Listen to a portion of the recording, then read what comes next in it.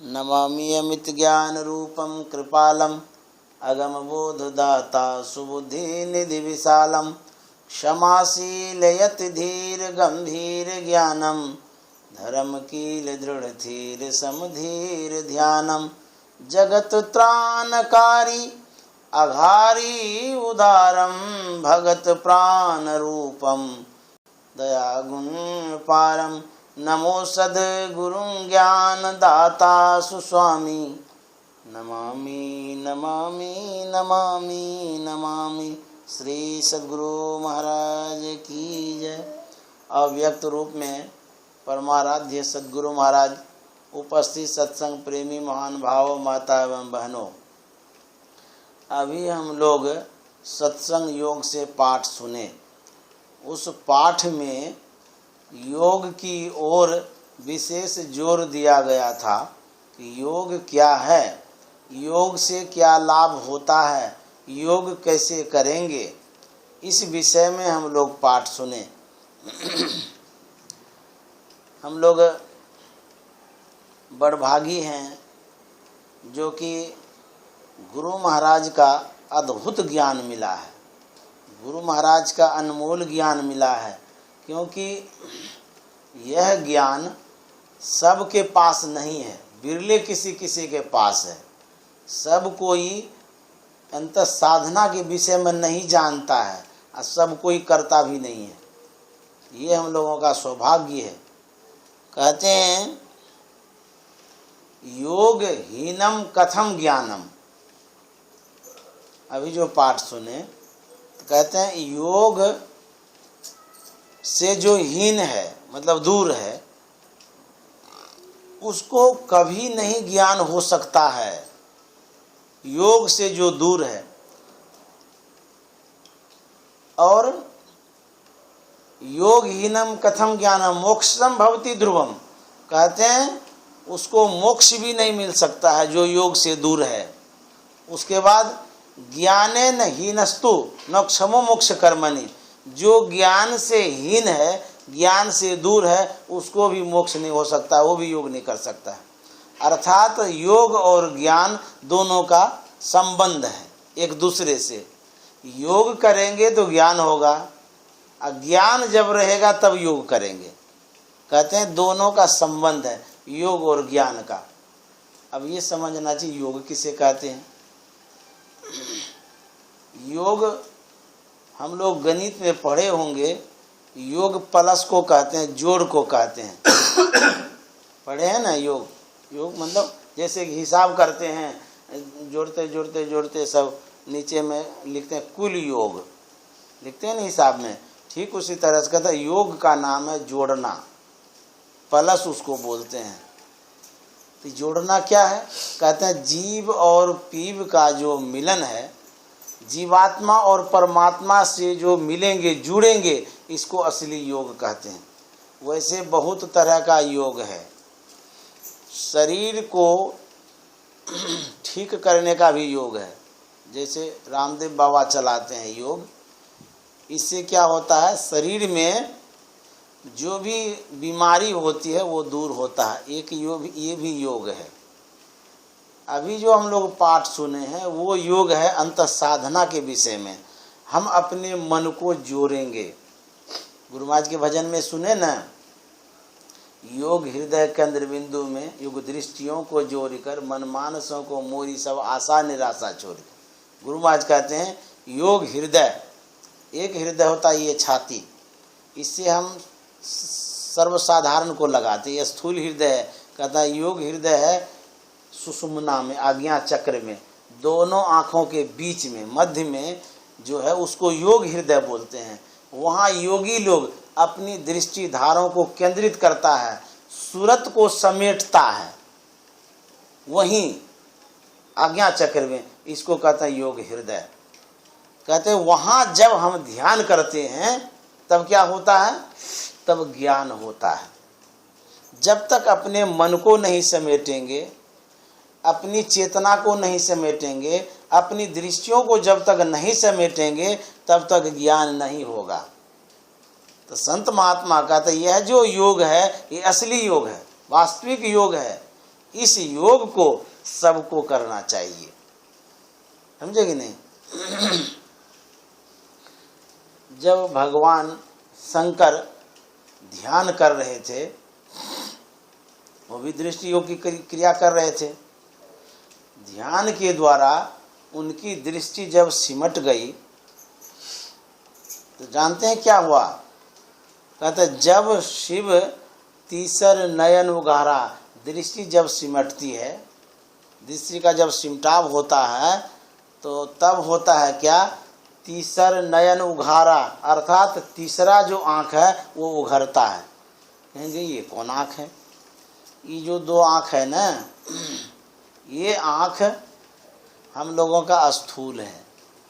इस आँख से हम संसार को देखते हैं, भीतर में नहीं देख सकते हैं। ये जो आँख है ये दूषित आँख है और पवित्र आँख है, इसलिए परम प्रभु परमात्मा पवित्रतम को हम नहीं देख पाते हैं। दूषित होने के कारण इसमें दोष दृष्टि है, इसमें बीमारी है। आँख से जब नहीं दिखता है तो नहीं कहते हैं उसको बीमारी हो गई है। संत महात्मा का तो जानते हैं क्या बीमारी हो गई है। तुलसी या संसार को भयो मोतियाबिंद, कहते हैं सब आदमी को मोतियाबिंद हो गया। जो देखते हैं दिखता है उसको भी मोतियाबिंद है। मोतियाबिंद होने से क्या होता है, कहते हैं जो वास्तविक चीज है, जो सत्य है, जो परमात्मा है वो नहीं दिखता है। कहते हैं मोतियाबिंद जब होता है तो डॉक्टर के पास जाते हैं इलाज कराने के लिए, दूर दूर तक जाते हैं, मोतियाबिंद का इलाज होता तब सही से दिखता है। संत महात्मा कहते हैं हमारे आँख में जो मोतियाबिंद हो गया है वो मोतियाबिंद इस स्थूल आँख पर नहीं हुआ है, सूक्ष्म आँख पर हुआ है। और वो भी मोतियाबिंद है कैसा ये भी समझना पड़ेगा। इस आँख में जो मोतियाबिंद होता है, हम सुने हैं इस पर कोई पड़त आ जाता है, उसको वो डॉक्टर लोग काटता है, हटाता है, हटाने से फिर सूझने लगता है इस आँख पर। और जो भीतर में जो आँख है उसमें मोतियाबिंद होता है, उसमें कौन सा परत है, कहते हैं उसमें जो परत है वो पहला परत है अंधकार का, दूसरा परत है प्रकाश का, तीसरा परत है शब्द का। ये सब परत पड़ा हुआ है, आवरण पड़ा हुआ है, उसको क्या बोलते हैं पता नहीं, उसको वो ढक गया है उससे आँख। तो भगवान शंकर जब ध्यान किए तो उसका तीसरा नेत्र उघर गया। भगवान शंकर तो योगी थे, ध्यान करते थे। जब शिव तीसर नयन उघारा तब क्या हुआ, चितवत काम भय उजरी छारा। कहते हैं जो भी काम था सब जड़ करके समाप्त हो गया। तीसरा आंख जब उघरा तो तीसरा आंख उघरता है तो होता फिर और क्या क्या है। गोस्वामी तुलसीदास जी महाराज कहते हैं उघरई विमल बिलोचन ही के। इसका मतलब हुआ उघरे में ना उघरेगा या उघरता है। बिलोचन ही के, बिलोचन का मतलब होता है विशेष लोचन, और लोचन में होता है आँख। जब विशेष आँख उघरता है, उघरई विमल बिलोचन ही के, कहाँ का आँख, हिये के, हिये में ना हृदय का, ये हृदय नहीं योग हृदय। जब योग हृदय का आँख उघरता है तब क्या होता है, मिटहि दोष दुख भव रजनी के। तुलसीदास जी महाराज कहते हैं जानते हैं जब विशेष आँख उघरता है तब क्या होता है, जो दोष है दुख है, भव रजनी मतलब संसार रूपी रात्रि का, सब दूर हो जाता है। ऐसा तुलसीदास जी महाराज कहते हैं। बुझिए जब वो आँख उघरता है तो कहते हैं कि दोष दृष्टि समाप्त हो जाती है। नहीं कहते हैं दोष लग गया है, किसी की दृष्टि लग गई है, बोलते हैं ना। जो कोई दृष्टियों की क्रिया करेगा कभी उसको न भूत पकड़ेगा न किसी की दृष्टि लगेगी। गुरु महाराज कहते हैं सुखमनिया में मोरी नजर लागी, अगल बगल कहो दृष्टि न डोले, असन्मुख बिंदु पकड़ लागी। गुरु महाराज कहते हैं सुषुम्ना में जिनकी दृष्टि लग जाती है दुनिया का कोई भी दृष्टि उसको कुछ नहीं कर सकती। ध्यान यदि करेंगे उस तरह से, गुरु महाराज की वाणी में है, तो आज्ञा चक्र में जब दृष्टि टिकती है तब क्या होता है, सुखमनिया में मोरी नजर लागी, अगल बगल कहूँ दृष्टि न डोले, इधर उधर जब दृष्टि नहीं डोलेगी, सन्मुख बिंदु पकड़ लागी, सामने में बिंदु की पकड़ हो जाएगी, बिंदु पकड़ लेंगे। गुरु महाराज कहते हैं तो जब बिंदु का दर्शन होगा, बिंदु जब पकड़ेंगे, बिंदु पर जब हम प्रतिष्ठित हो जाएंगे, स्थिर हो जाएंगे, तब क्या होगा, ब्रह्म ज्योति खुल गई अंतर में, निशी अंधियारी हदस भागी। गुरु महाराज कहते हैं कि अंदर में प्रकाश हो जाएगा। प्रकाश जानते हैं बहुत तरह का होता है, संत महात्मा खोज करते हैं कितना प्रकार का प्रकाश होता है, बहुत प्रकार का प्रकाश होता है। कुछ बतलाते हैं, जैसे सौर मंडल में सूर्य का प्रकाश है ना, सूर्य का प्रकाश हुआ ना सौर मंडल में, सौर मंडल में चंद्रमा का प्रकाश होता है, सौर मंडल में तारा का प्रकाश होता है ना, ये सब प्रकाश प्रकाशित करता है। चंद्रमा रात में प्रकाशित करता है। यदि चंद्रमा का प्रकाश नहीं रहे तो ऐसा अंधकार होगा संसार में कि लोगों का जीना दूभर हो जाएगा। तो उस चंद्रमा में जो लाइट है, उस लाइट के कारण हम लोगों को दिखता है बाहर में। यदि उसमें नहीं रोशनी रहे तो दिखेगा भी नहीं रात में। कोई कोई बल्ब होता है, उस बल्ब में जैसे हरा रंग डाला रहता है, लाल रंग डाला रहता है ना, नाइट बल्ब उसको बोलते हैं। तो प्रकाश तो होता है लेकिन हल्का हल्का होता है, और यदि वो प्रकाश नहीं रहे तो घर अंधकार होगा ना। उसी तरह चंद्रमा में भी प्रकाश होता है।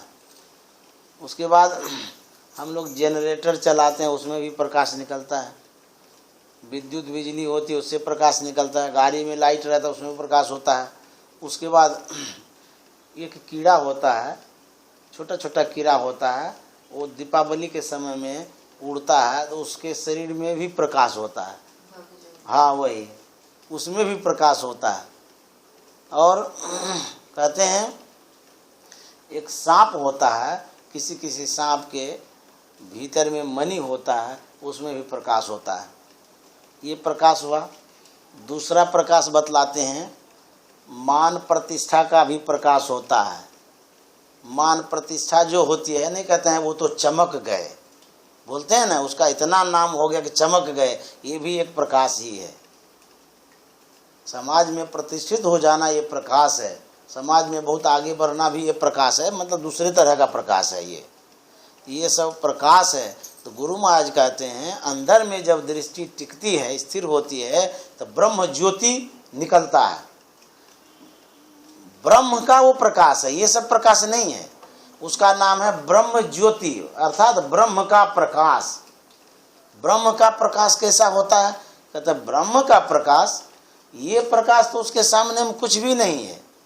गुरु महाराज कहते हैं जा सम्मुख या सूर्य अमित अंधार है, ऐसो सूर्य महान चंद हद पार है। गुरु महाराज की वाणी में है जा सम्मुख या सूर्य, अंदर में जो सूर्य है उसके सामने जो सौरमंडल में सूर्य है, कहता अमित अंधार है। अब बुझिए, अमित अंधार मतलब अमित अंधकार के समान ये सूर्य है। जो भीतर में सूर्य है इतना प्रकाशमान है, इतना प्रकाश उसमें इतनी तेज है, कहता है ये सूर्य अमित अंधार है। अब बुझिए ब्रह्म ज्योति कैसा होता है। उस ब्रह्म ज्योति में हमारी दृष्टि कपती है, हिलती है, स्थिर नहीं होती है। गुरु महाराज कहते हैं छट छट छट छट बिजली छटके भोर का तार दिखाता है, चंदा उगत उदय हो रवि हो धूर शब्द मिल जाता है। बिजली चमकती है, वहाँ कूंदती है। बाहर में जब छिटकती है ना वो बिजली, बरसात के समय में बादल जब लगता है, तो यदि कोई देख ले उसको ठीक से, जानते हैं आँख की ज्योति खत्म हो जाती है। सावधान रहना चाहिए उस समय। बादल लगे, बिजली चमके तो नज़र नीचा करके रखिए, ऐसे नज़र मत मिले है देखो बिजली छिटक रही। गांव देहात में ऐसा करता है बच्चा सब। तो कहते हैं यदि वैसा संजोग हो गया, एकदम मिल गया उसका, तो आँख की ज्योति ही खत्म हो जाएगी, नहीं मिलाना चाहिए उसको। तो कहते हैं तो वो बिजली छिटकती है। कपनी सहजही मिटे प्रौढ़ होवे सूरत। गुरु महाराज कहते हैं सूरत में कपनी होती है, निज शरीर ऐसे से कपने लगता है।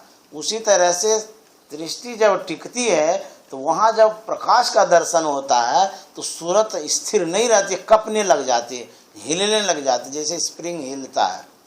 गुरु महाराज कहते हैं कपनी सहज ही छूटे, सहज ही कपनी छूट जाएगा। प्रौढ़ होवे सूरत, प्रौढ़ होना मतलब जवान होना, मजबूत होना, ताकतवर हो जाना। तो कहता है सूरत प्रौढ़ हो जाएगी अभ्यास करने से, बराबर अभ्यास करते रहेंगे। ये अंदर का प्रकाश है, यही प्रकाश जब साधक को मिलता है तब ज्ञान होता है। इसीलिए योग की आवश्यकता है, इस योग की आवश्यकता है। तुलसीदास जी महाराज कहते हैं जब मिटे ही दोष दुख भव रजनी के, दोष और दुख जब मिट जाएगा तब क्या होगा? कहता तब सूझे रामचरित मणि मानिक, गुप्त प्रकट जब जो जय खाने, तब सूझेगा मणि मानिक। जो प्रकाश परम प्रभु परमात्मा का है उसको मणि बोलते हैं, प्रकाशमान है, कहते वो सूझने लगेगा। सूझे रामचरित मणि मानिक, राम का वास्तविक चरित्र सूझने लगा। हम लोग जो बाहर में देखते हैं, जो भी चरित्र देखते हैं, चाहे जिन किसी का भी देखते हैं, वो वास्तविक चरित्र नहीं है। जितना भी देखते हैं हम, नेचुरल जिसको कहते हैं वो चरित्र नहीं है। नेचुरल चरित्र कब दिखेगा? कहते यदि आप देखना चाहते हैं तो ध्यान करिए, और ध्यान करके उस चरित्र को आप देख सकते हैं।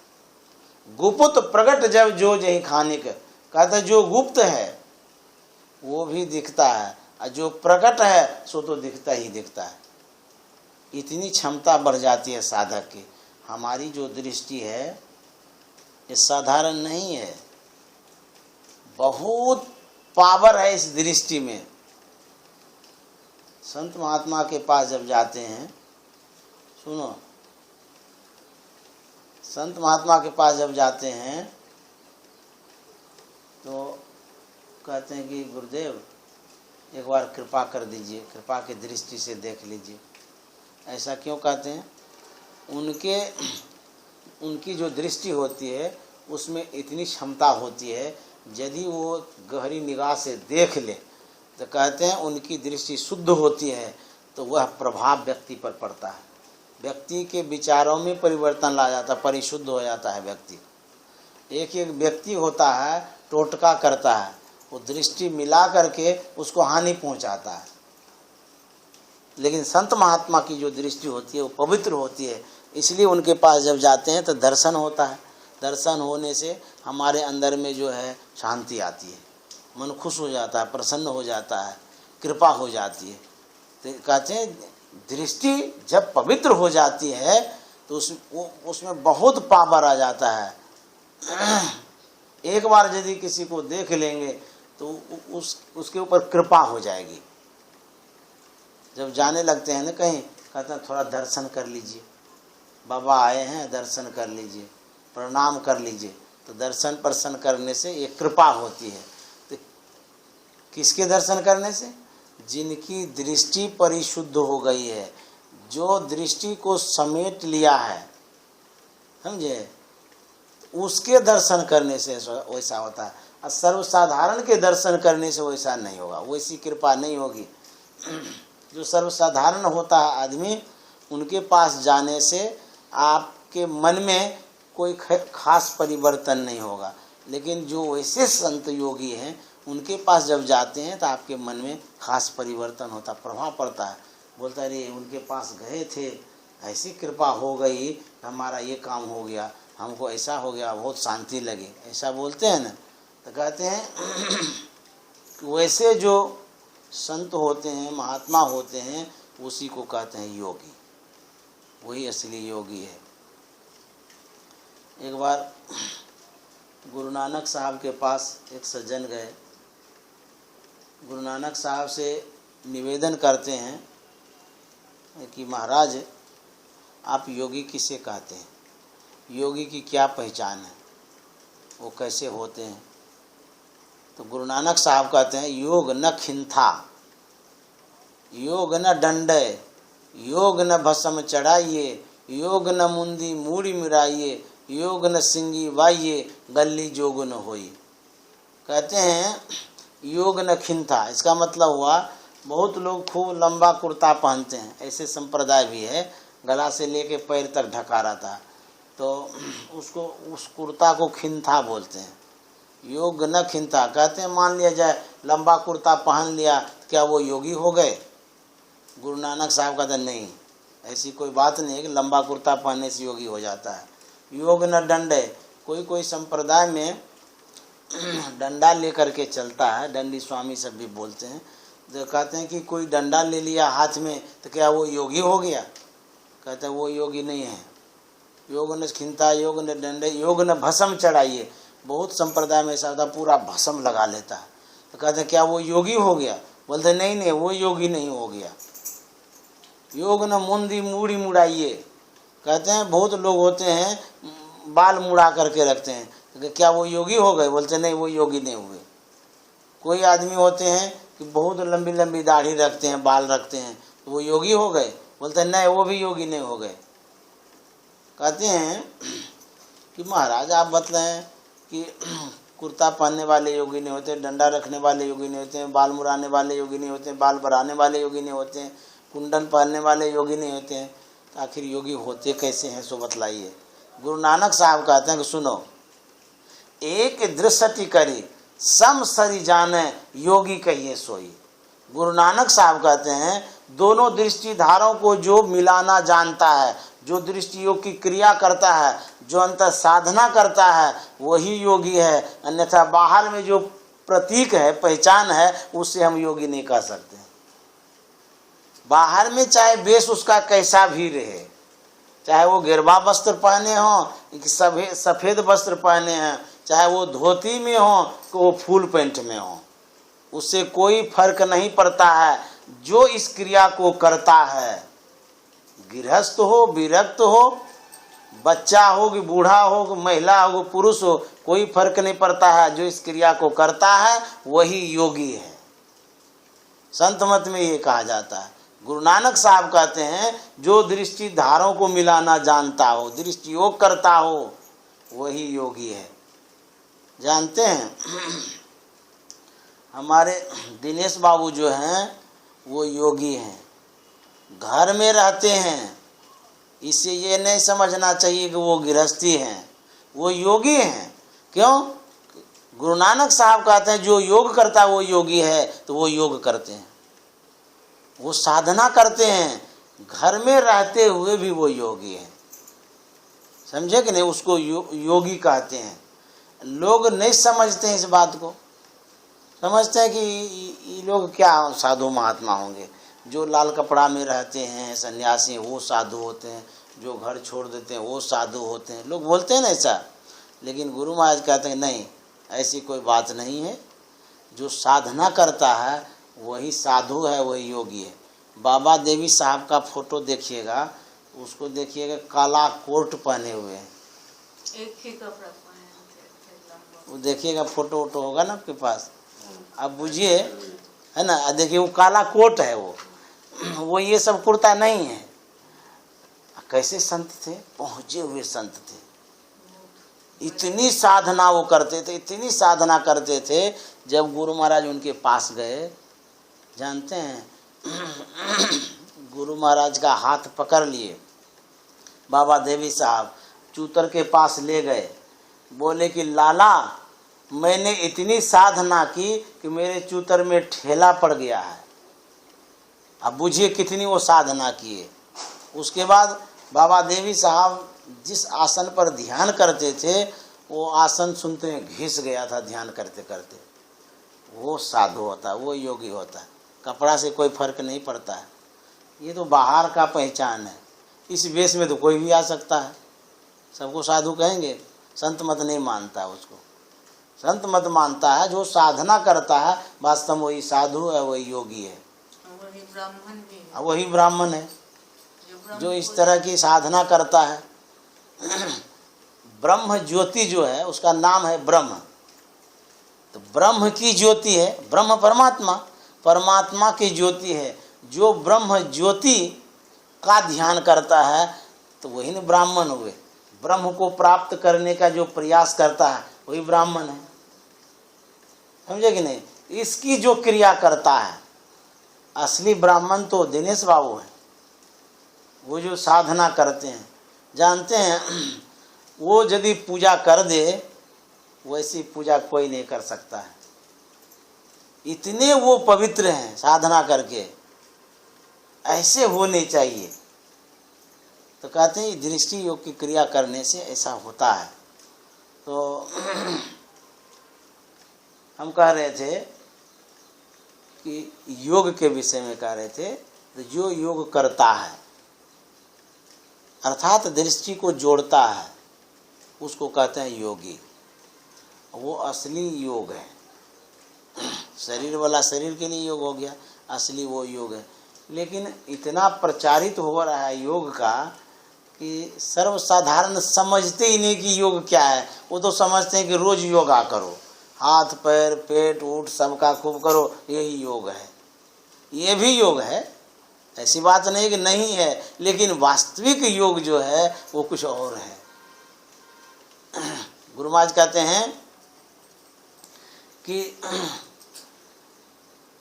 जब ध्यान करते हैं अंदर में प्रकाश होता है, तो कहते हैं कि जो अंधकार है वो हदस जाता है, मुझे हदस जाता है, अंधकार डर जाता है, भाग जाता है।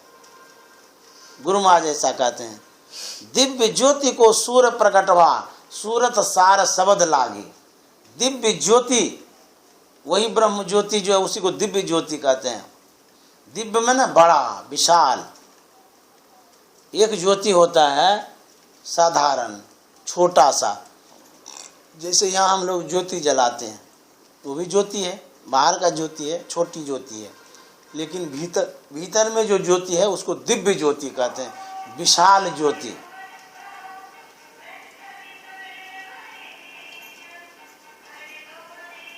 विशाल ज्योति तो कहते दिव्य ज्योति को सूर्य प्रकट भा। अंदर में दिव्य ज्योति की प्राप्ति होती है, सूर्य का दर्शन होता है, सूर्य प्रकट हो जाता है। सूरत सार शब्द लागी, तब क्या होता है जब अंदर में प्रकाश होता है, कहते हैं प्रकाश में भी शब्द होता है। बाहर में बिजली जब छिटकती है, बिजली छिटकती है तो देखिएगा बिजली छिटकी और तुरंत शब्द हुआ, खूब जोर से आवाज होती है, होता है ना ऐसा। तो कहते हैं कि जब भीतर में प्रकाश होगा तो कहते हैं कि उसमें शब्द भी होता है। गुरु महाराज ने लिखा है, दृष्टि टिके श्रुत धुन रमय अस्करु गुरु दाया। दृष्टि जब टिकती है, जो सूरत है वो शब्द को पकड़ती है। शब्द को जब पकड़ती है तब क्या होता है, सूरत चला प्रभु मिलन को, विषयों से मुख को मोरी कर। ये सूरत जो है चलती है कहाँ, परमात्मा से मिलने के लिए, विषय से दूर हो करके। जो संसार का रूप रस गंध स्पर्श शब्द ये जो विषय है, कहते हैं उससे हट करके अंदर में चलती है। यही कल्याण का मार्ग है, यही वास्तविक चीज है, ये भीतर का बात है। अब बाहर में लोगों को मन लगता है, ढोल मंजीरा पी जब बजता है और उसी में लोग खूब आनंद होता है। यहाँ तो होता खाली भीतरे का बात, यही तो कल्याण का बात है, यही करना चाहिए, ये जरूरी है। लेकिन मन इस ओर नहीं घुसता है, नहीं जाता है। बाहर में गपशप जब करिएगा तो घंटों घंटा तक करते रहिएगा, कोई था पता नहीं लगेगा। और जब ध्यान करिएगा तो, जब ध्यान करने बैठते हैं पता नहीं 2 मिनट में ही कौन सांप सूंघता है, मन को भाग जाता है, उठ जाते हैं। ध्यान जब करते हैं तो मन नहीं लगता है, और गप सप करते हैं तो बहुत मन लगता है, होता है ना ऐसा। घंटों बातचीत होती रहेगी और उसके बाद समय कितना चला जाता है। और ध्यान करने के लिए 5-10 मिनट नहीं बैठते हैं, बस मन उकता जाता है, भाग जाते हैं। ये जीवन के कल्याण की बात है। बाहरी कथा कहानी सुनते रहेंगे उससे क्या होगा? कुछ नहीं होगा। भगवान भी कहते हैं कि ध्यान करिए। अभी शंकर भगवान की बात सुनाए ना, वो कितने बड़े थे, महान योगी थे। जानते हैं उन्हीं का योग दिया हुआ है जो हम लोग करते हैं। वो घर से बाहर रहते थे क्या? नहीं, परिवार के साथ रहते थे, धर्मपत्नी भी उनके साथ थी, वो गृहस्थ थे। और गृहस्थ होते हुए भी इतनी ऊंची साधना, इतने योग करने वाले थे, बहुत बड़े थे भगवान शंकर। वही योग हम लोग बतलाते हैं। गीता में जो 6ठा अध्याय है ध्यान योग के विषय में, वही योग हम लोग बतलाते हैं। समझे कि नहीं? तो ये जो योग है, ऐसा नहीं समझना चाहिए कि गृहस्थ से नहीं होगा। जो योगी है वो करेगा, होगा जरूर। बहुत लोग प्रचार करता है कि ये सब करने का समय थोड़ो है, सब कोई नहीं कर पाते हैं, ये सबसे संभव नहीं है, प्रचार करता है। लेकिन गुरु महाराज कहते हैं कि सब कोई कर सकता है। जितने मनुष्य तनधारी हैं, प्रभु भक्ति कर सकते सभी, अंतर व बाहर भक्ति कर घटपट हटाना चाहिए। हम लोग पाठ में सुने, बिंदु नाद महालिंगम अशिव शक्ति निकेतन। इसका मतलब क्या हुआ? बिंदु ध्यान जो करते हैं दृष्टि योग के द्वारा, और नाद ध्यान जो करते हैं सूरत के द्वारा, ये दो जो क्रिया है क्या है? बिंदु नाद महालिंगम शिव शक्ति निकेतनम। शिव और शक्ति का घर है। कहते हैं कि शक्ति बिंदु रूप में है, अर्थात माँ पार्वती बिंदु रूप में है और भगवान शंकर शब्द रूप में है। जो बिंदु की उपासना करता है अर्थात दृष्टि योग की क्रिया करता है, उसको माँ पार्वती का आशीर्वाद मिलता है। जो आप मंदिर में जाते हैं आशीर्वाद लेने के लिए माँ पार्वती से, यदि कोई बैठ करके ध्यान करे, बिंदु ध्यान करे, दृष्टि योग की क्रिया करे, तो माँ पार्वती का आशीर्वाद मिलता है। उसका रूप बिंदु है। और जानते हैं ये जो शरीर है, कहते हैं शिवालय है। भगवान शंकर और माँ पार्वती इसी शरीर में रहते हैं, तो कहीं जाने की आवश्यकता है? हम लोग पाठे में सुने, बातें तो बहुत हुई है पाठ में, लेकिन उतना का समय नहीं है बोलेंगे। कहते हैं बिंदु जो है, बिंदु की जो प्राप्ति करता है, अर्थात जो ध्यान करता है, बिंदु ध्यान करता है, आत्म कल्याण का काम ये है। जो आत्म कल्याण का काम करता है, उसमें पाठ में आया था, उसके लिए देव मंदिर में जाने की कोई आवश्यकता नहीं है, देव पूजन की कोई आवश्यकता नहीं है। उससे बढ़कर के आप कर रहे हैं। उपनिषद वाक्य है ये, कृष्ण यजुर्वेद का है। अभी जो हम सुनाए, कहते हैं जो ध्यान करता है, कौन ध्यान? बिंदु ध्यान, जो शंकर भगवान करते थे। उसके लिए, उस साधक के लिए देव मंदिर में जाने की आवश्यकता नहीं है। उससे ऊंचे दर्जे का काम कर रहे हैं, तो क्या देव मंदिर को छोड़ देना चाहिए? देव मंदिर जो है हमारी संस्कृति का प्रतीक है, उसको छोड़ेंगे नहीं। हमारे जो देव लोग हैं, उस मंदिर में उसका विग्रह रूप है, उसको प्रणाम करेंगे, हमारा संस्कार उत्तम होगा।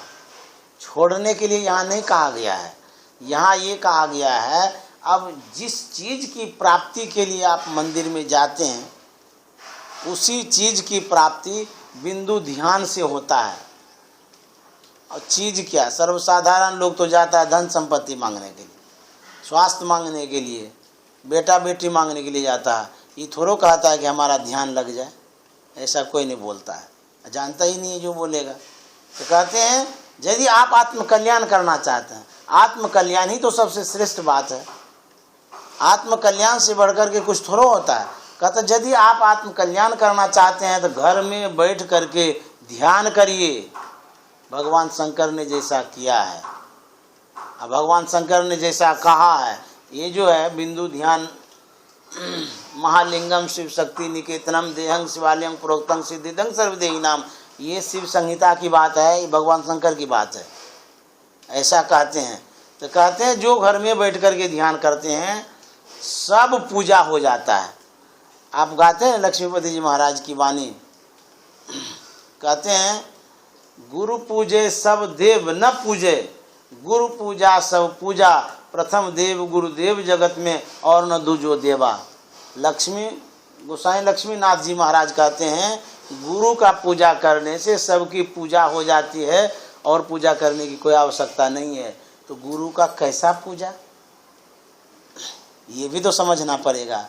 गुरु पूजा का मतलब लोग ये समझते हैं कि गुरु जी जब घर में आते हैं उसका पैर धोइए, बढ़िया से पान फूल चढ़ाइए, खूब प्रणाम कीजिए, भेंट चढ़ाइए, ये गुरु का पूजा है। संत महात्मा ये पूजा नहीं कहते हैं करने के लिए। ये पूजा तो बाहरी पूजा है, गुरु का यही पूजा थोड़ो है। गुरु का पूजा है जो दृष्टि योग की क्रिया करता है, बिंदु का ध्यान करता है, ये गुरु का पूजा है। गुरु महाराज कहते हैं कि जो बिंदु है, बिंदु रूप में गुरु होते हैं। तो जो बिंदु ध्यान करता है कहते हैं यही गुरु का पूजा है। गुरु पूजे सब देव न पूजे, तो गुरु पूजने का मतलब है अंत साधना करना, गुरु की जो आज्ञा है उसका पालन करना, यही गुरु पूजा है। अंत साधना करते थे वो लोग, अंत साधना के लिए कहा गया है गुरु पूजे सब देव न पूजे। ऐसा नहीं समझना चाहिए कि गुरु का पैर दबाएंगे, पान फूल चढ़ाएंगे, धोवती दिखाएंगे, ये गुरु का पूजा हो गया। लोग यही समझता, यही करता भी है। किसी किसी मत में जब गुरु आते हैं वो क्या करते हैं, ये जो दोनों आँख है उसको इस नख में लगाते हैं। क्यों? तो वो समझते हैं कि गुरु के चरण नख में यदि आँख लगेगा ना, हमको दिव्य दृष्टि हो जाएगी। भूल से भी नहीं करना चाहिए, कहीं आँख में लग गया तो दिव्य दृष्टि तो दूर रहा, कोई दृष्टि ही नहीं रहेगी अंधे हो जाएंगे। तो ये जो है चरण नख असली नहीं है। रामचरितमानस में पढ़िएगा बैठ करके, उसमें लिखा हुआ है कि चरण नख क्या है। गुरु महाराज ने लिखा है बिंदु ही चरण नख है, वही असली चरण है गुरु का। वहाँ जब आपकी दृष्टि टिकेगी तब दिव्य दृष्टि हो जाएगी। यहाँ यदि आपकी आंख टिक गई तो आंखें फूट जाएगी, अंधे हो जाएंगे। तो लोग इस बात को समझता नहीं। गुरु महाराज स्पष्ट किए हैं वो गुरु का चरण है और वही गुरु की असली पूजा है। इस बात को समझता नहीं लोग। कोई कोई कहेंगे सब देवता को कहते हैं नहीं पूजिए, खाली कहते हैं गुरु को पूजिए। ये लोग तो गुरु को मनवाते रहते हैं, ऐसा भी कह सकता है, लेकिन उनमें राज क्या है, रहस्य क्या है, इसको लोग समझता नहीं है। गोस्वामी लक्ष्मीनाथ जी महाराज ये नहीं कह रहे हैं कि गुरु के स्थूल पूजा में ही लगे रहिए। उनका कहना कि अंत साधना करिए, दृष्टियों की क्रिया करिए, नादानुसंधान करिए, ये गुरु का पूजा है। इस बात को समझते नहीं लोग, इसीलिए लोग भटक जाते हैं, घबरा जाते हैं। ये कहा क्या कहते हैं, देवता को छोड़ने के लिए कहते हैं और गुरु को पकड़ने कहते हैं। 8:45 हो गया आप लोगों का इतना उत्तम संस्कार है कि हजारों में कोई एक होंगे इस तरह के व्यक्ति। क्योंकि आजकल का ऐसा ज़माना है कि व्यक्ति इस ज्ञान से दूर होते जा रहे हैं, इस ज्ञान को छोड़ते जा रहे हैं। सब कोई, चाहे वो ब्राह्मण हो, क्षत्रिय हो, वैश्य हो, शूद्र हो, कोई भी हो, इस ज्ञान को समझ नहीं पाता है, दूर होते जा रहे हैं। ब्रह्म को प्राप्त करने का प्रयत्न सबको करना चाहिए। कहते हैं विशेष रूप से जो ब्राह्मण होते हैं उनका तो पूरा धर्म ही है, उसको तो करना ही करना चाहिए। यह प्रयास अवश्य करना चाहिए, लेकिन लोग न समझता है, करता नहीं है। ये यदि कोई करता है वास्तव में वही असली ब्राह्मण है, वही पूजने योग्य ब्राह्मण है।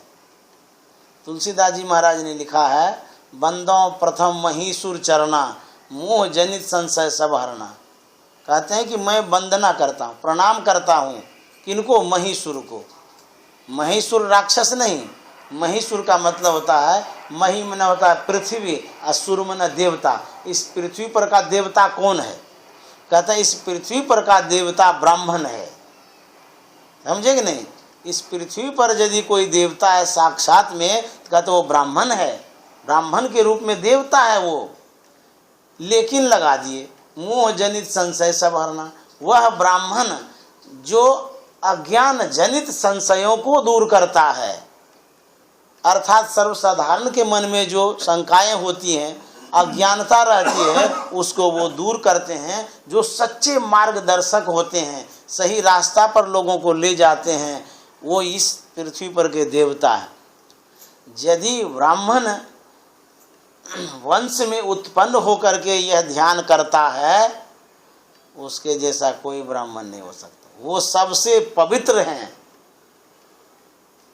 वो कल्याण करने वाले हैं। इसलिए कहा गया है कि यहाँ जो इस घर में जो सदस्य हैं, जो ब्राह्मण का कर्तव्य होता है वो कर रहे हैं, और आप जो कर रहे हैं आप पूजने योग्य हैं, देवता के समान हैं। इसीलिए तो दिनेश बाबू सबको जोड़ करके रखते हैं कि इस ओर चलो। ऐसा नहीं समझना चाहिए कि ये लोग गुरु को ही कहते हैं पूजने के लिए और गुरु का ही पूजा करवाते रहते हैं। गुरु का पूजा क्या है समझ लिए ना? स्थूल शरीर का पूजा करने के लिए नहीं कह रहे हैं। आप अपना आत्म कल्याण करिए, यही गुरु पूजा है। आप अपना करिए ना, दूसरे की पूजा करने की क्या आवश्यकता है? आप आत्म कल्याण का जो रास्ता है उसको अपनाइए। इस तरीका नहीं जानते, इसलिए गुरु से दीक्षा लेते हैं। गुरु से दीक्षा ले करके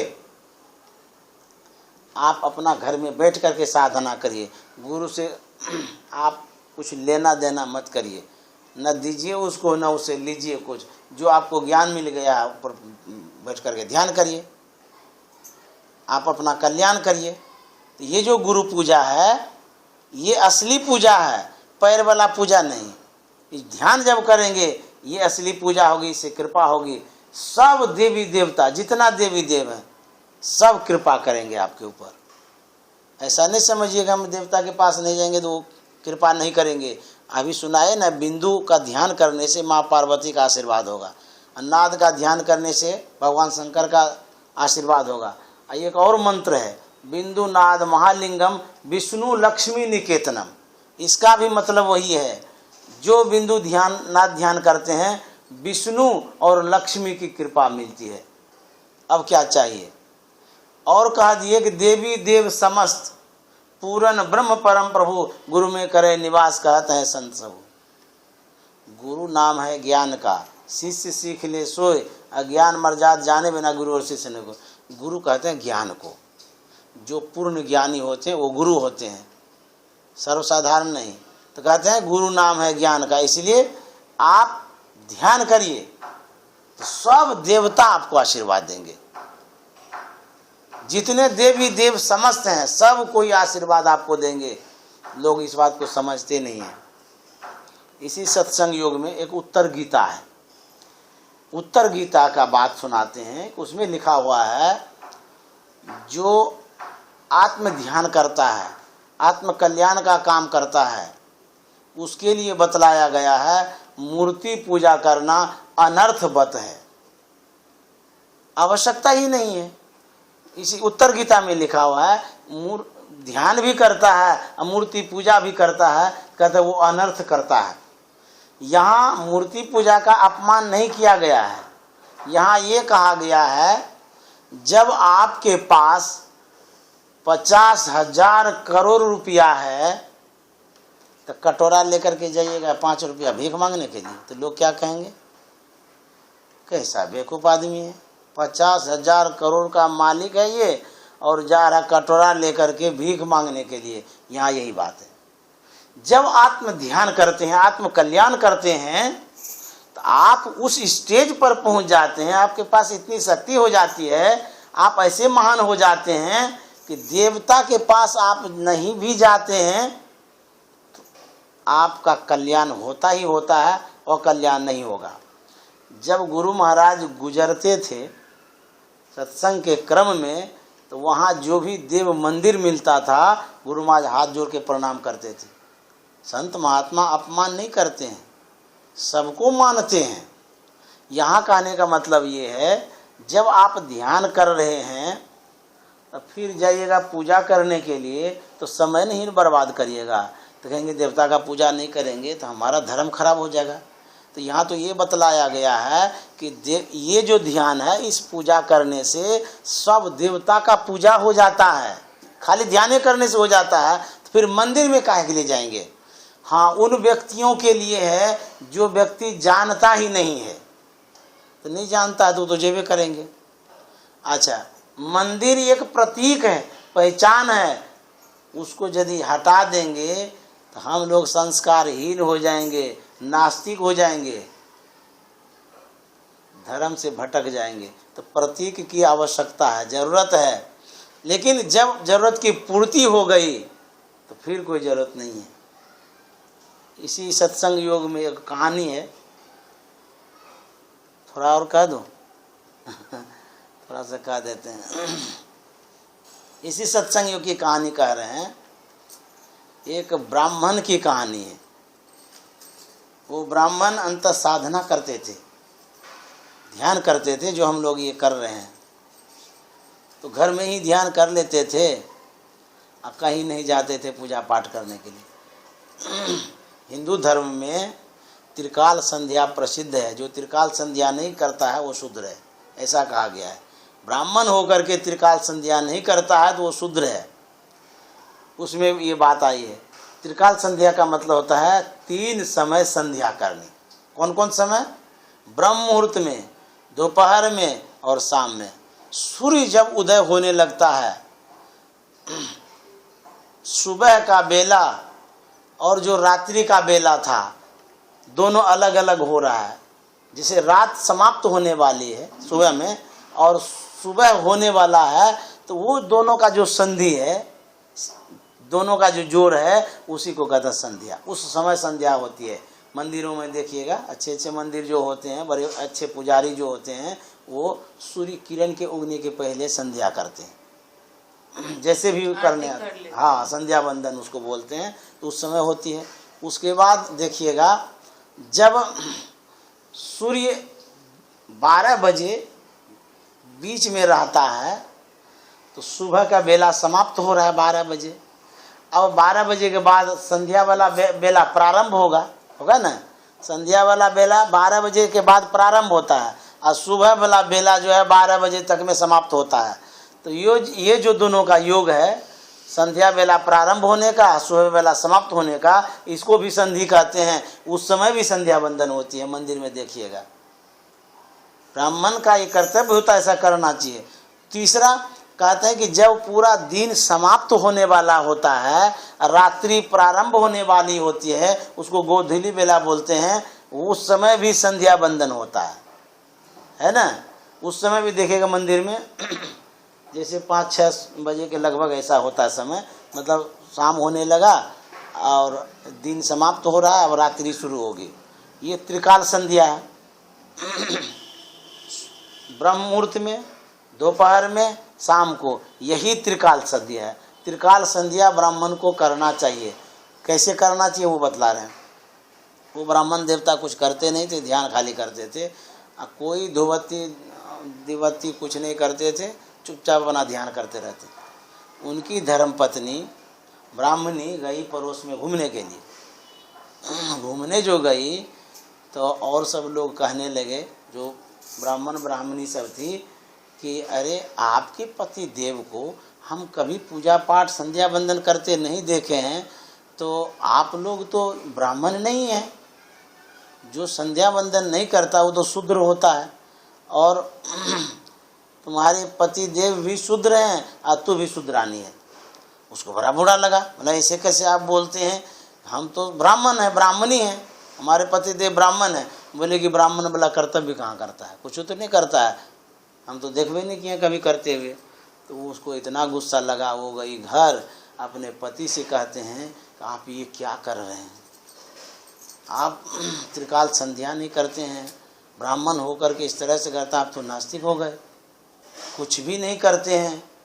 और जानते हैं समाज में शिकायत होने लगी है, समाज के लोग कहने लगे हैं ये लोग ब्राह्मण नहीं है, ये लोग शूद्र है, ये आप क्या कर रहे हैं, आप क्यों नहीं करते हैं पूजा पाठ। सुन लिए, चुपचाप रह गए, कुछ बोले ही नहीं। उसके बाद फिर दूसरे दिन गई घूमने के लिए, फिर वो उलाहना मिला, तुम लोग शूद्रानी हो, तुम्हारे पति शूद्र हैं। तो जब जब ये जावे तब तब ये सुनने को मिले, क्योंकि वो लोग जान गया नहीं लोग कुछ नहीं करता है, तो घृणा की दृष्टि से देखने लगा, ये लोग सही आदमी नहीं है, जाति का तो है ब्राह्मण लेकिन कर्तव्य वैसा नहीं करता है। जो कर्तव्य कर रहा था वो तो देख नहीं रहा, लोग अनजान में है, तो इसीलिए वो उसको उलाहना दे रहा था। का एक दिन कहते रह गया लोग ये लोग शूद्र है, शूद्रानी है। अब उसको उनके पत्नी को रहा नहीं गया। जानते हैं उनकी पत्नी बहुत गुस्सा में आ गई, अपने पति से कहते हैं कि कैसे आप आदमी हैं, कुछ करते नहीं हैं, धर्म भ्रष्ट हो गया, समाज में अपकृति फैल रही है, समाज के लोग कितना उलाहना दे रहे हैं, कैसे आदमी, आप कुछ करते उड़ते नहीं हैं, ब्राह्मण धर्म से आप दूर हो गए। तो वो कहते हैं, वो ब्राह्मण कहता है कि देखो जी, तुम कहती ठीक हो कि संध्या बंदन करना चाहिए, लेकिन जब सूतक हो जाता है तब कैसे संध्या बंदन करेंगे। बोले कैसे आदमी हैं आप, वो तो ठीक है सूतक होने से नहीं करते हैं संध्या बंदन, लेकिन आपको कौन सूतक हो गया है जो आप नहीं करते हैं। तो बोले कि जानते हो हमारे जीवन में दो दो सूतक लगा हुआ है, छूटता ही नहीं है। बोली पागल तो नहीं हो गया है, हमारे यहाँ कोई सूतक तो नहीं। जानते सूतक कब होता है, जब बच्चा जन्म लेता है उस दिन सूतक होता है, छुआ जाता है, उस दिन कोई ये सब नहीं करता है सब काम। दूसरा, बच्चा जन्म लेने पर सूतक होता है, उसके बाद कोई मर जाता है घर परिवार में तब भी सूतक होता है। कुछ करते हैं उस दिन, कोई सब नहीं करते हैं। तो उनके पति कहते हैं कि हमारे यहाँ तो दो दो सूतक है। बोले आप पागल तो नहीं हो गए हैं, दो दो सूतक है, कैसे सूतक है दो दो। सूतक तो होता है बच्चा जन्म लेता है तब, कोई मरता है तब। हमारे यहाँ अभी तक कोई बच्चे ने जन्म लिया है, बरसों से हम देख रहे हैं कोई बच्चा भी जन्म नहीं लिया है और न अभी तक कोई मरा है। आपका दिमाग खराब